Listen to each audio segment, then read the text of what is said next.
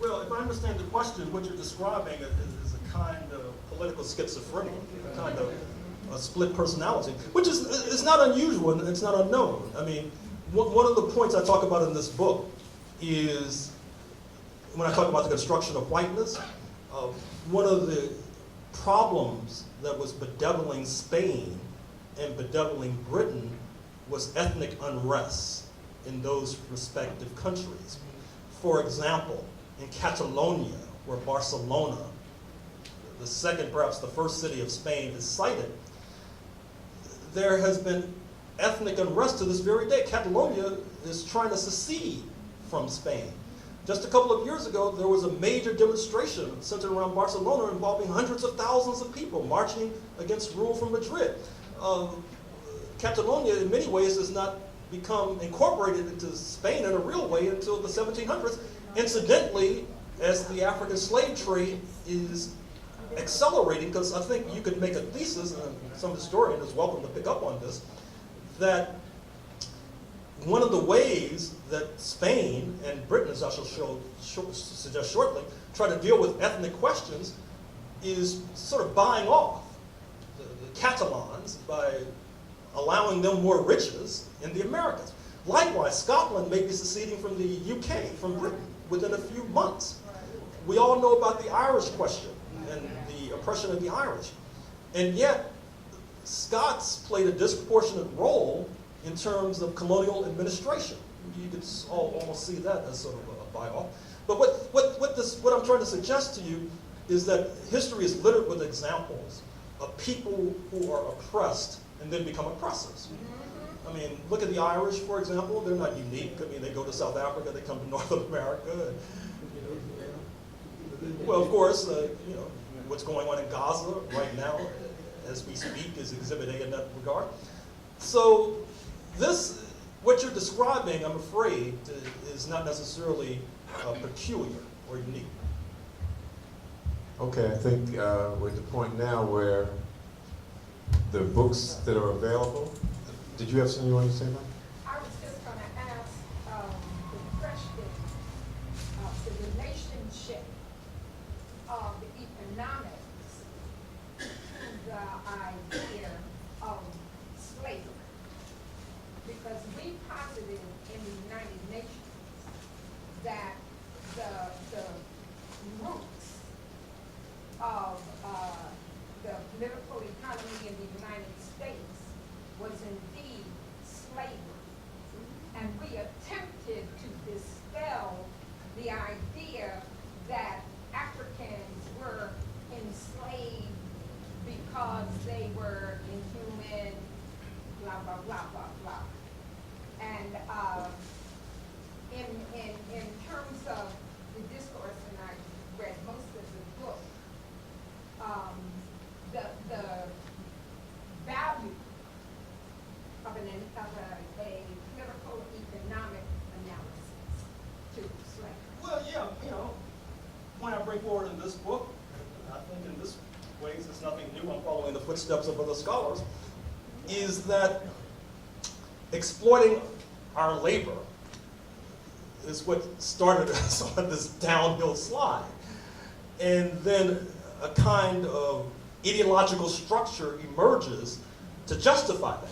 Well, you know, we're enslaving them because they're inferior, you know, they're lazy. If we didn't enslave them, they'd be killing each other. You know, all of this nonsense is then put forward. So, like Walter Rodney, like Eric Williams, I'm persuaded by the analysis that proceeds from political economy. I'll just leave it there. Okay. Last one.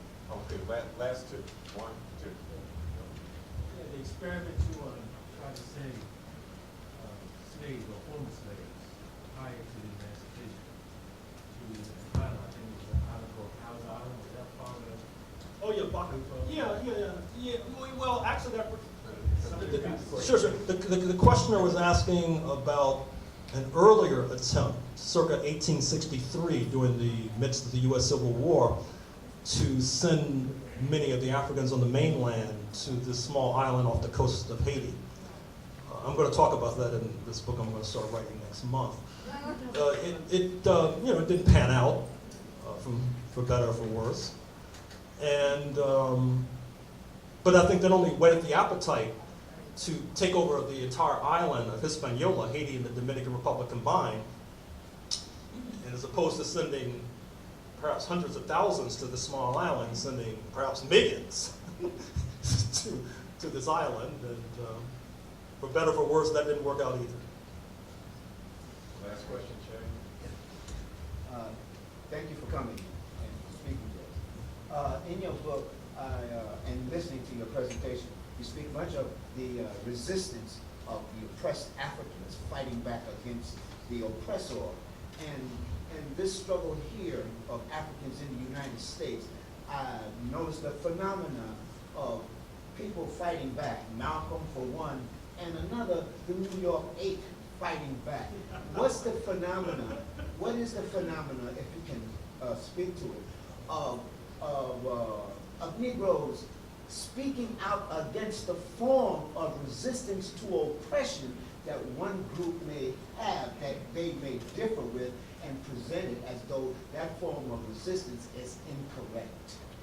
Well, if I understand the question, it reminds me of a saying made by a post-U.S. Civil War robber baron, which was that I can pay one half of the U.S. working class to liquidate the other half of the U.S. working class. And one of the problems we face in the United States is that the emoluments, the enticements, the inducements are so lucrative and are so attractive that it becomes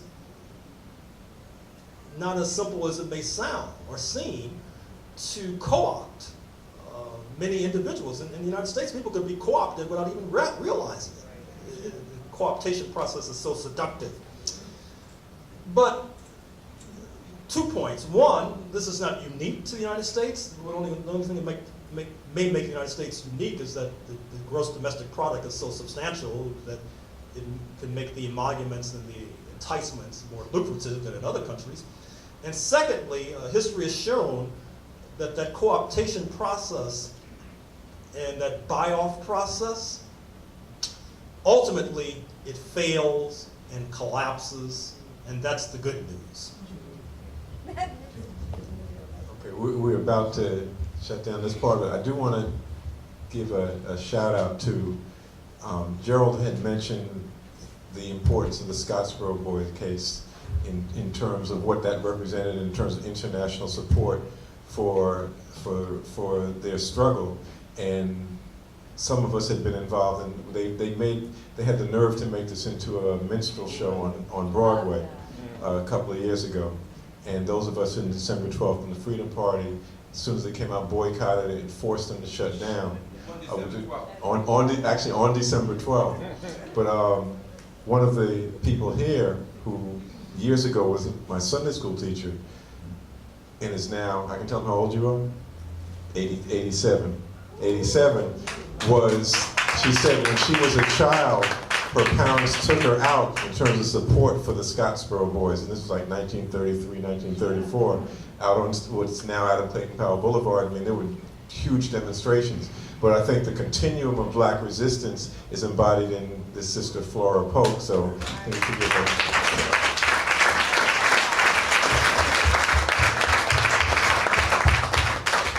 So now we try to do the logistics of, there's like around 5 or 6 different books. There's this book, which is here. All those will be over there. This is the Race to Revolution book. And then Gerald also has, as you know, Rajan Purdy, he's very prolific. He has other books as well. So if we run out of one book, there's going to be another one. Put it over here more. That's what, so that everybody should be able to leave with something. And then if we run out, we can still work out how to get them to folks. And if people want them signed, Gerald is being here. He's been flexing his right hand so he can sign these books. Does he have copies of the one he hasn't read yet? So you come here a minute? We're going to bring John. John, is there a box there, right there by you?